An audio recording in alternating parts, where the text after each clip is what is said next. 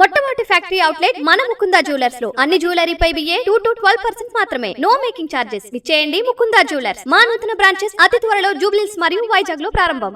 స్వాతంత్ర్యం తర్వాత గుజరాత్లోని సోమనాథ్ ఆలయ పునర్నిర్మాణాన్ని వ్యతిరేకించిన శక్తులు ఇప్పటికీ క్రియాశీలకంగా ఉన్నాయని ప్రధానమంత్రి నరేంద్ర మోదీ అన్నారు. వాటిని ఓడించడానికి పౌరులంతా ఐక్యంగా ఉండాలని సూచించారు. బానిస మనస్తత్వంతో సోమనాథ్ ఆలయ ప్రాముఖ్యతను కాంగ్రెస్ విస్మరించిందని విమర్శించారు. సంపద కోసమే సోమనాథ్ ఆలయంపై దాడి జరిగినట్లుగా పుస్తకాల్లో రాసి పౌరులను తప్పుదోవ పట్టించారని ప్రధాని మండిపడ్డారు.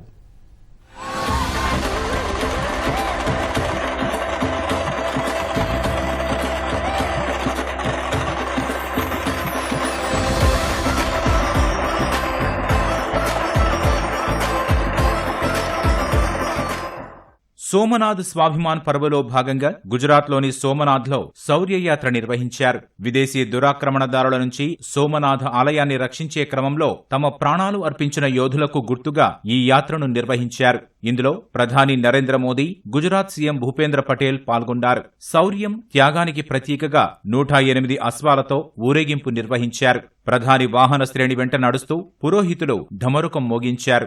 యాత్ర మధ్యలో ప్రధాని పురోహితుల నుంచి 2 ఢమరుకాలను తీసుకుని మోగించారు. జమ్మూ కశ్మీర్ సహా వివిధ రాష్ట్రాలకు చెందిన కళాకారులు సంప్రదాయ నృత్యాలు చేశారు. దాదాపు కిలోమీటరు మేర సాగిన ఈ యాత్రలో భక్తులు భారీ సంఖ్యలో పాల్గొనగా హరహర మహాదేవ్ నామస్మరణతో ఆ ప్రాంతమంతా మార్మోగింది. తర్వాత సోమనాథ్ ఆలయం ప్రాంగణంలో ఏర్పాటు చేసిన సర్దార్ వల్లభాయ్ పటేల్ విగ్రహానికి ప్రధాని మోదీ నివాళులర్పించారు.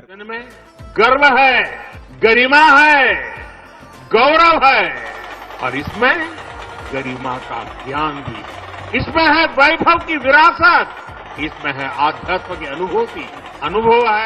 శౌర్యయాత్ర అనంతరం సోమనాథ ఆలయానికి వెళ్లిన ప్రధాని మోదీ శివునికి ప్రత్యేక పూజలు చేశారు. అనంతరం బయటకు వచ్చి కళాకారులతో కలిసి డప్పు వాయించారు.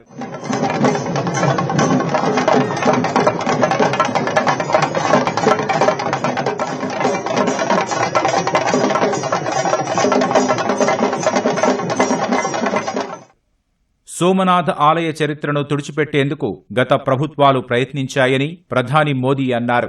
బానిస మనస్తత్వంతో ఆలయ ప్రాముఖ్యతను విస్మరించాయని కాంగ్రెస్ పార్టీని ఉద్దేశించి విమర్శలు చేశారు. భారత తొలి రాష్ట్రపతి డాక్టర్ రాజేంద్ర ప్రసాద్ సోమనాథ్ పుణ్యక్షేత్రాన్ని సందర్శించారని నిర్ణయించుకున్నప్పుడు అభ్యంతరాలు వ్యక్తం చేశారని ధ్వజమెత్తారు. సోమనాథ్పై విదేశీ దురాక్రమణదారులు అనేక దండయాత్రలు చేశారని అన్నారు.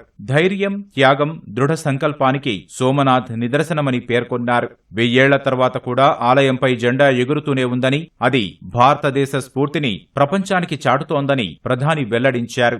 लेकिन दुर्भाग्य से आजादी के बाद गुलामी की मानसिकता वाले लोगों ने उनसे पल्ला झाड़ने की कोशिश की. उस इतिहास को भुलाने के कुत्सित प्रयास हुए. बाकी आक्रमण के इतिहास को भी कुछ इतिहासकारों और राजनेताओं द्वारा व्हाइट वॉश करने की कोशिश की गई.